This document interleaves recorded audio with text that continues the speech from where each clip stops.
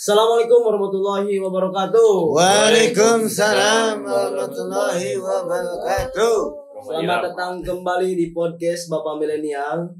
Idola keluarga idola. Itulah Bapak. Podcast Bapak Milenial, podcast yang penuh inspirasi, Ya betul, relevan, betul. dan juga tentunya kondusif.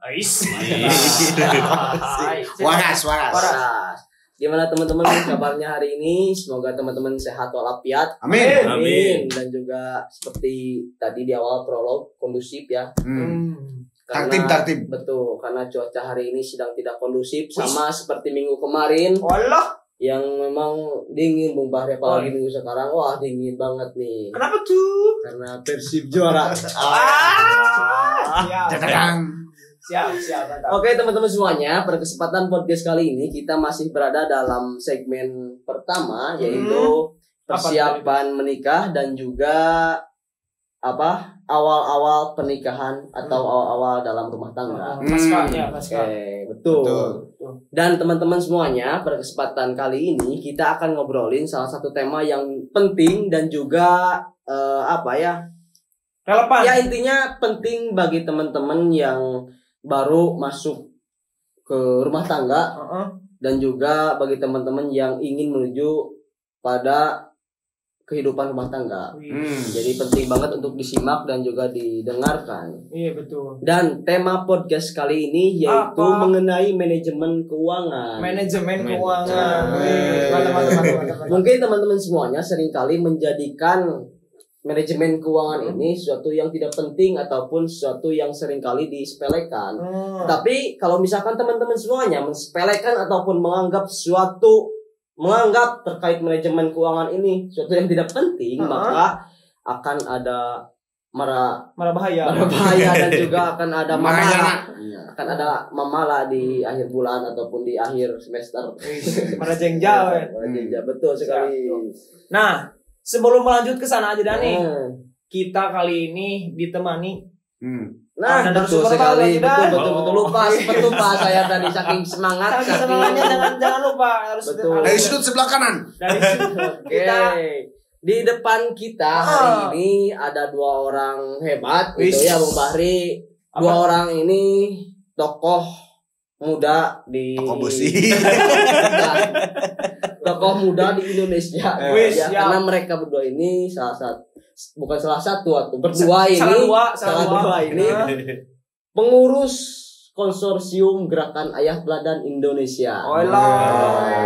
Papi. Ada Papi Taki. Selamat datang Papi Taki. Pakai kol-kola. Dan juga ada Papi Ajay. Pajak. Siap. Nah gitu. Jadi teman-teman kan selama ini kalau membahas tentang narasumber kan selalu Pak Ajay. Kali ini kita menghadirkan sosok baru, sosok yang masih disegel Pak Ajay. Ada Papi Taki di sini. Dan belum di unboxing. Jadi nanti bakal ada pandangan-pandangan baru nih terkait keluarga, terkait pengasuhan juga. Karena Papi Taki baru beberapa tahun menikah ya. Betul. Jadi termasuk grace lah. Kembang. Baru betul. Unboxing. Jadi masih dalam suasana bulan madu. Jadi kayaknya belum merasakan bulan racun. Ya, siap. Kalau dari kumisnya baru kelihatan bulan engang gitu. Ya, nah lanjut masuk lagi. obrolan nih. Masuk obrolan tadi. Masuk ke tema Kang Ajay dan Papi Taki terkait tadi manajemen keuangan. Terkait manajemen keuangan. Nah, sebelum kita masuk terkait dengan apa yang perlu ditanyakan, ada beberapa hal yang perlu kita ungkap dulu Pak Ajay ini dan Papi Taki. Pada zaman sekarang banyak atau merajalela itu aja dan apa? Lumrahnya ada dua golongan, ada dua tipe pasangan yang ingin menuju ke pernikahan. Pasangan yang pertama misalnya dia udah menyiapkan dari segi finansialnya, terus dia sudah menyiapkan dari misalkan ini buat uang pendidikan nih ke depannya, ini buat uang resiko rumah tangga, dapur sumur kasusnya sudah diatur. Nah, ada pasangan yang kedua nih Pak Jai. pasangan yang kedua ini hanya memikirkan terkait dengan resepsinya harus gimana, terus terkait dengan pesta yang harus megah. Betul. Tapi dia sering melupakan setelah resepsi harus kemana nih? Linglung. Ke pegadaian kan? Nah. Karena apa ya? Pada zaman sekarang ya gitu aja Dan. Terkait manajemen ini sering dianggap sepele gitu. Ya, betul. Yang menjadi titik fokus utama buat pernikahan, pokoknya kita harus megah. Pokoknya nama pas acara kudu kelihatan mewah weh. Betul. Tidak masalah kalau setelah nikah harus kontrak, cicil rumah. Betul. Nah, itu harus dilupakan. Nah, yang menjadi pertanyaan sebenarnya kapan sih gitu? Waduh, kapan sih? Kapan sih terkait mengobrolkan atau terkait dengan apa ya dan yang pasnya terkait dengan mendiskusikan terkait dengan keuangan ini gitu kan. Bagusnya apa? Nah, oke, baik. Terutama nanti jadi papi taki nih kan baru nikah nih. Pengalamannya gimana gini gitu. Nanti minta masukan dan nasihat, wasiat begitu ya. Jadi gini, ini sebenarnya enggak kedengeran ya. Cek.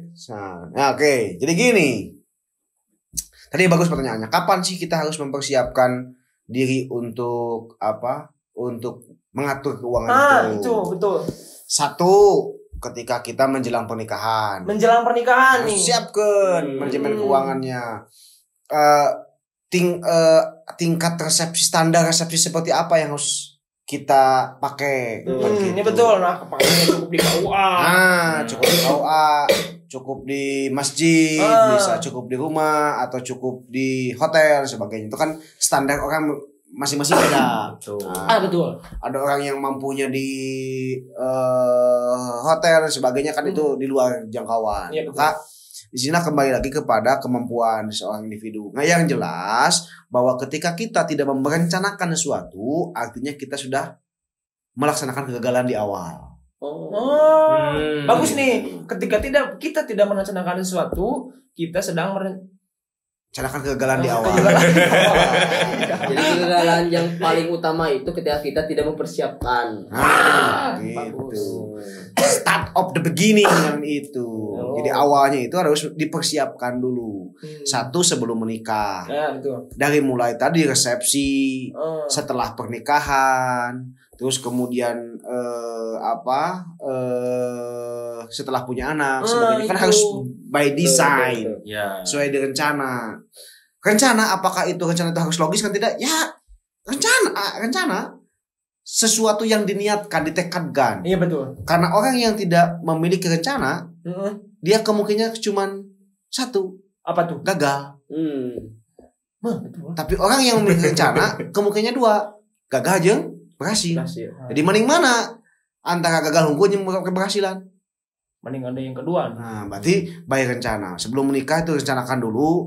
Satu, bagaimana konsep resepsi. Ngobrol dulu, kompromi dengan kedua orang tua, dengan kedua keluarga gitu. Baginya seperti apa. Nah, yang kedua itu manajemen tentang kemana uang kita harus dibelanjakan. Nah, karena di sini kadangkala orang lupa mana prioritas, mana bukan prioritas, mana primer, mana sekunder, mana tersier, mana investasi kebutuhan, mana investasi keinginan. Nah, disitulah harus pintar-pintarnya di situ. Ketika sudah menikah itu harus pintar mana ini investasi untuk kebutuhan. Nah, maka ketika awal-awal nikah kita harus membuat list rencana. Apa saja yang harus kita buat untuk selama 3 tahun pertama, 3 tahun pernikahan, 3 bulan. Kita harus punya rumah misal. Capaian. Setidaknya ketika kita tidak punya rumah, minimal kita punya kamar. Kan gitu. Ketika kita punya kamar, minimal kita punya saung lah kan gitu. Minimal kita punya keinginan untuk punya tempat tinggal sendiri gitu. 3 tahun pertama misal. Kalau papa kan targetnya 6 bulan pertama gitu. Beda deh kan ini mau. Aden. Kelas kakap atau beda deh. Sesajen ini mempan. Apa itu sesajen? Jadi sesajen itu memberikan sesuatu kepada memuliakan istri. Nah, apalagi kalau di Arab, bro. Di Arab itu. Gimana di Arab tuh? Di Arab itu berbeda dengan kondisi Indonesia. Budaya Indonesia berbeda. Maaf, Gimana Pi? Kan perbedaannya apa tuh Pi? Tahta kasta ya masih dipakai di sana. Benar. Jadi syarat nikah di Arab itu lebih kompleks daripada syarat nikah di Indonesia. Di Indonesia itu syarat nikah itu kan cukup dengan murah. Cukup dengan mas kawin, seperangkat alat sholat. Kalau di Arab itu, kenapa orang-orang Arab lelakinya telat nikah? Karena memang biaya pernikahan termasuk maharnya perempuan menetapkan tinggi standarnya. Oh jadi dipatoknya? Dipatok gitu. Minta kunci mobil, kunci rumah, emas sekian gram misalnya. Itu kan di Arab, sehingga lelaki Arab itu sebelum menikah dia mempersiapkan segalanya. Karena nanti ketika menikah semua itu milik istrinya. Iya. Maka aneh saya ke orang Indonesia ngelarang saya kawin, padahal mas kawinnya cuman murah. Berangkat alat sholat jadi kan. Jadi. Nah maka kan manajemen keuangan di Arab itu sudah disiapkan dengan begitu sempurna. Betul. Nah, ini kita kan tidak dipersiapkan itu, sehingga kemudiannya kita teh ya mas langsak jeung mbak langsak teh ya pada itu. Berarti perencanaan. Betul. Tapi tadi kan ada tokoh muda juga yang baru menikah. Nama Pitaki ini. Ya. Tantangan paling umum apa sih gitu? Yang Papi hadapi aja gitu. Keuangan gitu, terkait dengan manajemen keuangan, tantangan yang paling umum itu bagaimana gitu? Kira-kira nih, Pi. Yang real aja ini. Pemain tembak Enggak ulang. Baik, sok sayana we pira. Kumaha deui? Padahal Tantangannya apa? Kira-kira apa yang Papi rasakan ketika Papi mengalami awal-awal pernikahan? Dengan uang anu dulu ketika bujang dipakai dan ketika sudah nikah dipakai, kira-kira gimana? iya. Berbeda situasi ketika kita masih sendiri ya. Gimana tuh, Pi? Mempunyai pendapatan itu ya kerurang, Betul. bebas lah. Mau dipergunakan untuk apa, dibelanjakan untuk apa, bebas. Iya. Tapi ketika berkeluarga, ya, kadangkala ketika ingin membeli untuk hanya pribadi, mikir deui. Mikir deui. Bisi kurang, apalagi dengan pendapatan yang minim lah ya. Ketika awal-awal rumah tangga, pendapatan sakieu mah keur sorangan, keur bujangan. Cukup. Ini kan ada istri ya, yang sebelumnya ketika beban oleh orang tuanya ya ditimpakan kepada suami. Mudah-mudahan mertuanya nonton ditimpakan. Diamanahi. Kebebanannya ditimpakan. Oh ya. Asa ngejretkeun gitu. Salah. Diamanahi. Dititipkan. Ya. Ngejretkeun merasa ditinggal. Asa Bilal ditinggal ku batu gitu. Tapi menarik Bu Pari. Apa tuh? Karena pengantin baru itu kan masih susah untuk bisa menyesuaikan terkait dengan fase yang sebelum menikah itu biasanya blok-blokan gitu kan, jor-joran, traktirnya, tidak bisa mengatur. Nah, untuk bisa kita betul-betul sadar bahwa kita sudah dalam fase rumah tangga dan kita harus berkewajiban untuk bisa mengatur terkait keuangan tersebut, itu kira-kira bagaimana gitu? Nah, benar. Kumaha carana supaya duit itu teratur dengan baik. Ya. Jadi gini, disinilah bedanya manajemen Islam dengan manajemen umum. Oh, ada manajemen Islam nih. Manajemen Islam itu kan mengajarkan beberapa hal, terutama terkait cara menyikapi uang. Menyikapi uang. Ya. Yang itu tidak pernah diajarkan oleh teori manajemen apapun. Islam gitu. Islam menganggap bahwa pernikahan itu bukan membagi rizki, bro. Pernikahan bukan membagi rizki, tapi mengkali pendapatan. Nanti tuh. Sebetulnya pernah tuh saya nanya ke Eta Tiluan. Pernah tuh ayat syariat Islam yang itu memerintahkan sesuatu kemudian untuk membuat kita sangsara, nelangsa. Nggak ada. Aya teu perintah Islam anu nyebabkeun seseorang ketika melaksanakan perintah itu dia menjadi sangsara. Ada ini enggak? Enggak ada. Jangan urang. Apakah nikah bagian dari perintah Islam? Ya, Yaps. Tapi nah anu sangsara. Di sini kan uniknya. Di sini kan uniknya. Ketika Allah memerintahkan sesuatu berarti Allah pun menyediakan sarana untuk sesuatu itu. Menjamin sarana itu. Iya. Tapi nah aya anu beda. Berarti aya anu beda tina konsep berkeluarga. Aya anu salah tina mindset seseorang dalam memahami keuangan pernikahan itu. Orang memahami bahwa ketika nikah itu membagi rezeki, padahal dia menambah wadah rezeki, menambah wadah untuk rezeki itu. Contoh, saya itu ketika sebelum nikah itu membawa rezeki untuk diri saya pribadi. Sendirian. Istri saya, istri saya, balikan deh, bisa dipotong. Papi, ketika dia sebelum nikah, papi taki itu membawa rezeki untuk dirinya sendiri. Iya betul. Rezeki istrinya dititipkan kepada kedua orang tuanya. Rezeki nanti. Jalan rezekinya dititipkan kepada kedua orang tuanya. Ya, ketika istri papi dibawa oleh papi jadi istri sendiri, maka secara otomatis rezeki yang tadi diberi ke sana pindah ke sini. Bukan pindah. Kali itu diberi, kali diberi. Oh, jadi dua. Gitu. Dua lawang. Maka ketika seorang orang tua mertua menikahkan anaknya kepada suaminya, tidak pernah Allah mengurangi sedikit pun rezekinya. Kan rezeki nama gitu. Betul. Justru yang Allah tambah itu adalah ketika papi nikah dititipi anak, dititipi istri, apalagi nanti titipi anak, itu sama dengan dititipi oleh Allah jalan untuk rezekinya masing-masing gitu.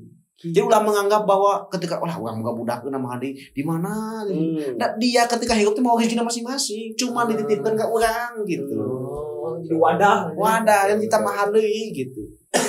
Maka dulu saya nanya ke bujang-bujang, aya teu bujang anu nepikeun ka kapikiran boga alat masak? Coet ge moal boga nya. Bener.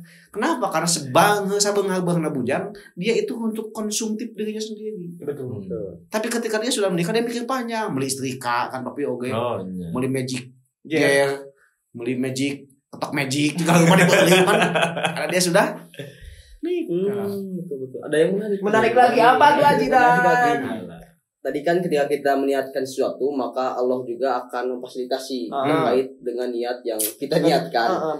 Tapi tadi ada hal yang unik gitu. Apa tuh? Ketika ada orang-orang yang menikah tapi masih sengsara.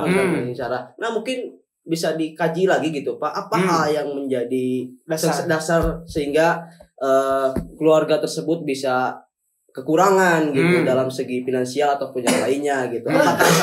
Apakah yang salah itu dari segi manajemen keuangannya ataupun dari hal yang lainnya gitu. Banyak variabel yang saya tidak bisa memastikan satu persatu. Tergantung situasi dan kondisi masing-masing. Beda-beda berarti ya. Beda-beda.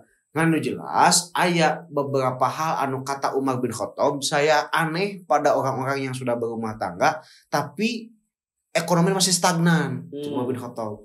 Padahal Allah menjanjikan kekayaan lewat pernikahan. Itu. Benar itu. Jadi sudah dijanjikan kekayaan. Cek Umar bin Khattab, Allah sudah menjanjikan kekayaan ketika dia sudah menikah. Salah satu kuncinya bisa jadi dulu ketika papi sendiri minta rezeki ke Allah teh sorangan. Ya Allah, abi yang rezeki. Tapi ketika dia nikah aya dua doa yang tepi ka Gusti Allah, Berarti di sini bisa jadi ayat di antara dua pasangan itu ngadoa. Tidak ketawakal dua anak. Pernah tepi misal istri kesan Neng misal Mami Taki misal. Iwa orang sholat tahajud babarengan, orang minta ke Allah terkait rezeki kita hari ini. Cat ngadoa-doaan. Atau nu kadua ketika papi Taki nyari rezeki, pernah teu istrina ikhtiar yang sama. Bukan berarti kudu ikhtiar dengan rezeki dua nana. Pernah ke papi Taki, Mami Taki anu di imah ketika papi Taki keluar imah dia melaksanakan sholat duha ketika suaminya kerja. Nah, itu banyak variabel anu sisi Islami anu disentuh gitu. Sehingga kemudian disinilah workshop, papa work, mama shop kan gitu. Workshop, keluarga workshop kita mah gitu. Sehingga terjadilah deadlock itu karena tidak di podcast yang lalu kan kita ngomong sinergi. Sehingga workshop tadi itu keluarga workshop. Papa work, mama shop gitu. Anak sip. Maka di sini satu variabelnya bisa jadi dari sisi doa. Anu masih kena optimal. Permintaan masih kena optimal. Luka dua bisa jadi hubungan suami istri itu mempengaruhi rezeki keluarganya. Hubungan suami istri itu, keharmonisan rumah tangga itu bisa jadi salah satu faktor rezeki itu terhambat. Sama seperti podcast kemarin ya, komunikasi lajur itu kemari panjang tuh juga ngomongin dia ya. Keharmonisan nuka tilu bisa jadi karena faktor kemaksiatan baik dari istri ataupun suami. Aya maksiat anu bisa lepas gitu. Karena pun salah satu rezeki itu datang teh kan naon jing dosa nu mata ngaganyal papi apa dalilna. Apa tuh Pi? Karena kan gini kata Islam tuh wama min dabatin illa 'alallahi rizquha. Artinya non Pi? Artinya apa? Artinya Allah itu memberi rezeki sekalipun kepada binatang yang melata. Kepada binatang yang melata saja Allah kirim rezeki. Komode ke buaya darat juga kirim. Assalamualaikum kan gitu. Menawi kalau udah cara yang malaga gitu. Iya kan binatang yang melata cak wae kirim rezeki. Aku mau ke buaya darat juga makanya yang bisa kena motor tuh. Gitu. Bisa mikir. Maksiat. Terakhir katilu bisa jadi tadi izin. Nah, bersangsara bisa jadi karena faktor keempat. Naon keempat itu bisa jadi karena faktor terlalu menuhankan ikhtiar. Menuhankan ikhtiar gitu. Orang tahu gawe terus gitu. Dia tuh hal-hal anu kudu disambungkeun jeung Allah Subhanahu wa taala. Bahwa segala sesuatu bagi umat Islam itu karena tetap di bawah intervensi Allah Subhanahu wa taala. Gitu. Sebaik-baiknya ikhtiar ya setelah upaya maksimal itu tawakal. Sebaik-baiknya ikhtiar itu kan kudu sampai titik akhir kemudian tawakal. Gitu. Tetap ada yang paling akhir tawakal. Tidak jam tak. Senapi. Gimana Pi? Tawakkal 'ala Allah. Artinya Bang Messi. Ikhtiar sudah maksimal ya serahkan akhirnya kepada Allah. Bertawakal biasa. Barakallahu li wa lakum. Oke nih Pak. Bapak-bapak semuanya nih. Bapak-bapak berdua kita balik lagi ke manajemen keuangan. Yes. Ini yang paling sederhana ataupun yang paling dasar gitu. Kira-kira nih manajemen keuangan itu baiknya itu harus dipegang oleh salah satu ataupun salah dua ataupun dua-duanya harus berperan gitu. Kalau saya mendengarkan pokoknya mah ketika ada rezeki bikin nama kebundahara gitu. Nah, kira-kira kalau misalkan kita berbicara terkait dengan idealnya seperti apa, itu kira-kira bagaimana? Itu sifatnya gimana, Pi? Papi gimana? Pengalaman Papi gimana? Apakah ketika misalkan di awal bulan gajian langsung di store ke Bang Emok misalkan atau gimana gitu? Dapat Emok nanya orang, dapat Emok istri. Pasti ada Emok. Nuhun tara aja. Gimana tuh Pi? Pak Kira-kira nih. Kalau secara ideal, saya belum menemukan teorinya, tapi di sini kasuistik aja dan tergantung kondisi kultur masing-masing kan gitunya. Tapi sebaiknya secara planning itu yang megang adalah suami, secara keuangan realnya dipegang oleh istri. Di planning nama kuduku suami gitu. Buat apa? Karena dia berpikir secara logis tuh keuangan itu. Karena kan pendekatan suami itu kan pendekatan logika. Sehingga ketika mengatur keuangan, dia itu kan tidak hanya berbicara untuk jangka pendek dan untuk live Shopee doang. Tapi dia berpikir kumaha carana uang 10.000 atau 20.000 mah setahun. Kan laki mah bisa heunpinya. Bisa. Belikan kalena. Awet setahun. Gitu. Sedangkan istri panduit sabaraha kabeh gitu. Nepikeun ka poho balik salaki kan assalamualaikum paket kan gitu. Nah, maka di sinilah plan itu penting. Yang lebih penting daripada siapa yang pegang itu adalah bagaimana berkompromi terkait perencanaan bebarengan itu. Komunikasi lagi. Bagi komunikasi. Eta mah teknis lah gitu. Sok mana berganggu istri pek, berganggu suami. Silahkan kan jelas plan kudu aya. Untuk apa nih uang kita investasikan untuk apa? Belanjakan untuk apa saja. Itu kudu aya. Misal kieu. Nah, betul cukup. Heuda ngapoe jalan-jalan atuh. Mah kumaha? Misalkan sekali makan di luar. Belum. Nya sabaraha. Betul. Gitu kan. Tukau pengali batu posting di Asep Kersen, Asep Kersen, misal Agus Arben dan sebagainya, gitu kan. Nah, maka disinilah plan itu harus dibuat. Misal gini, investasi belanja yang harus kita prioritaskan untuk apa? Satu, untuk kesehatan. Karena kan kesehatan bisa balik deui, Pi. Sekalipun pabrik enak beunghar geringan wae gitu kolot kan ripu segala temenang kan gitu. Yang kedua itu investasi untuk misal pendidikan.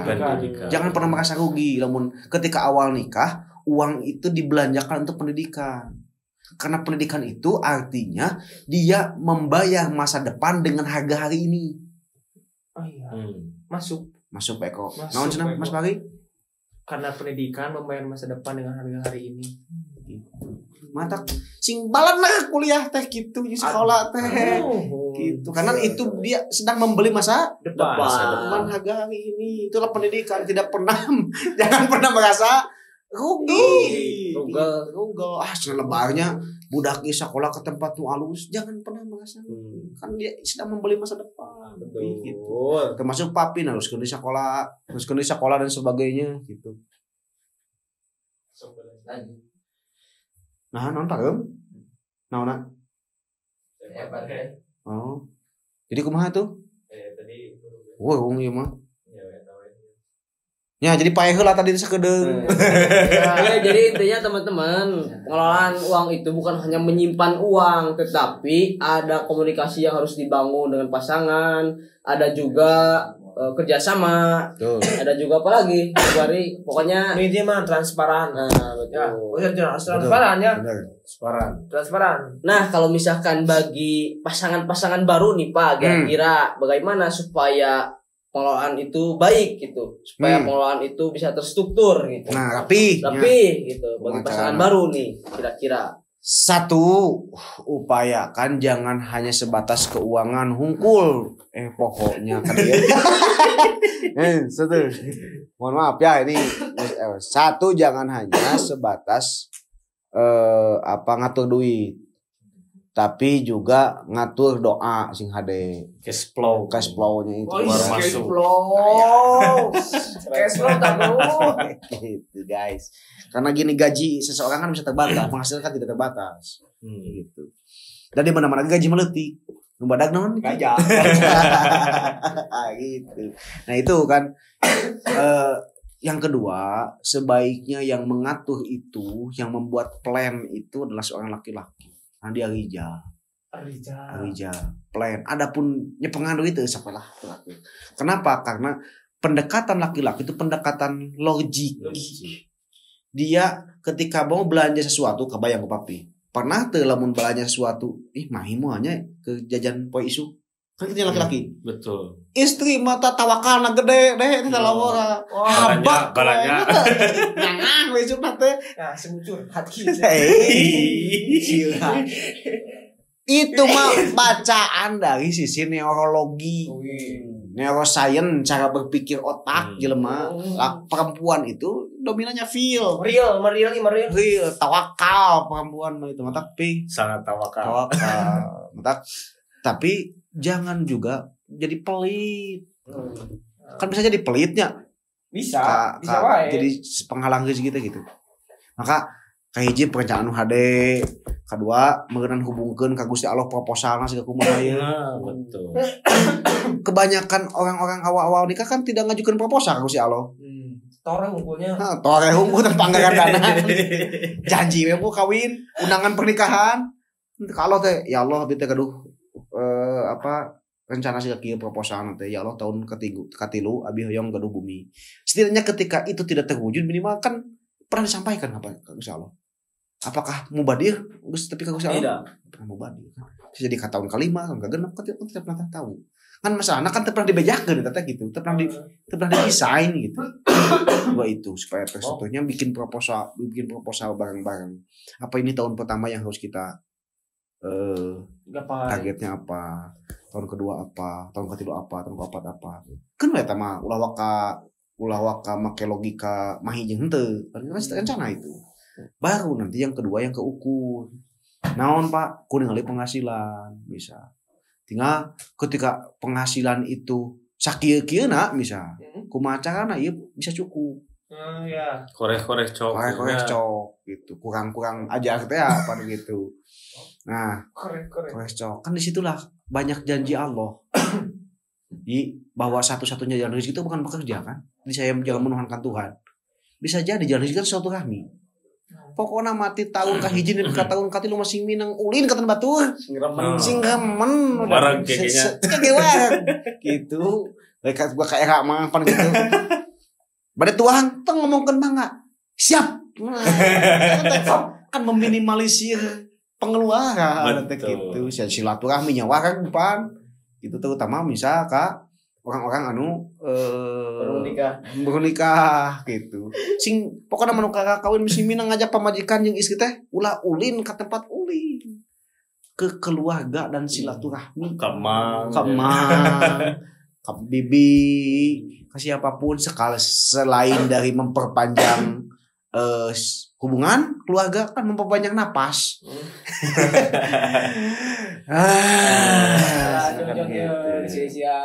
Gitu. Itulah ya. Biasa aja. Jadi gimana Ajidan? Siap menikah? Siap menikah. Siap. Karena banyak jalan rezeki, jalan kemudahan pasti banyak lah. Iya. Pasti Allah memfasilitasi terkait hal baik yang kita niatkan, hal baik yang kita usahakan. Siap nikah. Nah, kebetulan tadi mungkin sudah disampaikan terkait hal yang mendasar sampai ke hal yang mendalam juga. Nah, untuk yang terakhir mungkin biasa closing statement dari papi. Mik na pareung papi. Kadieu papi. Google lah. Nah, closing statement kira-kira bagaimana untuk pasangan-pasangan muda yang baru menikah, jangan agar kemudian keuangannya tidak anjlok ataupun bisa bukan hanya mengatur keuangan tetapi panjang napas, sumber keuangannya juga harus betul-betul sehat. Cara menghadirkan seperti itu seperti apa? Kira. Jangan pernah sesekali menganggap bahwa pernikahan dan istri adalah beban. Anggaplah dia sebagai orang yang menambah doa kita kepada Allah. Anggaplah dia sebagai orang yang menambah alasan Allah untuk menambah rezeki kita. Ketika mindset itu dibangun, maka segala sesuatu menjadi lapang dada, segala sesuatu menjadi lega, dan segala sesuatu menjadi lebih yakin bahwa rezeki itu sudah akan dan pasti diberikan. Betul. Gitu Pi. Hasil ChatGPT kok Pi? Kenapa Pi? Kira-kira Pi bagi saya gitu. Ini mah jangan buat adikmu gitu Pi ini mah. Buat kita. Buaya darat. Ketika kita mentekadkan untuk ibadah panjang ya, menikah, artinya bahwa ibadah itu pasti Allah akan menjamin segalanya. Yang tadi dikatakan ya pasti diberesan segalana. Ya. Dengan catatan desainnya seperti apa, perencanaannya seperti apa. Ya. Jangan sampai rencana tidak ada, gagal we terus gitu ya. Betul. Asik sih Pak Bima. Itu kan piis. Susu ya. Ah, eta lah. Gewe, bisa bawa kalau 500.